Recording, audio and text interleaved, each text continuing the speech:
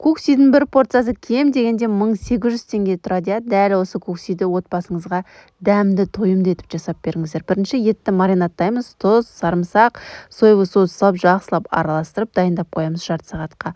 Содан соң жұмыртқаға тұз салып жақсылап араластырып блиницада жұқа етіп екі бетін қызартып пісіріп аласыздар.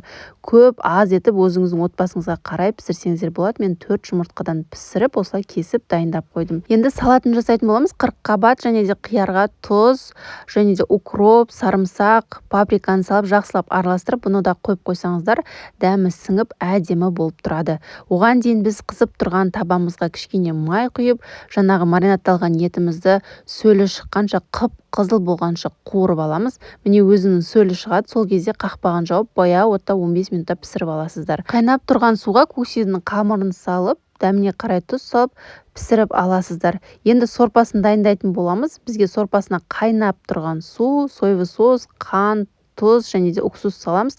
Қалауыңыз бойынша укроп салсаңыздар болады. Егер салқын көкси қаласаңыздар, салқын сумен жасасаңыздар болады. Міне қамырымызды салып, үстіне ет, жаңағы дайындап алған салаттарымызды, жұмыртқа, қызанақ барлығын саласыздар. Үстінен жаңағы сорпасын құясыздар. Міне біздің өте дәмді көксиімізді міндетті түрде жасап көріңіздер. Дәл осы видеоны көкси жегісі келіп жүрген достарыңызға жіберуді ұмытпаңыз.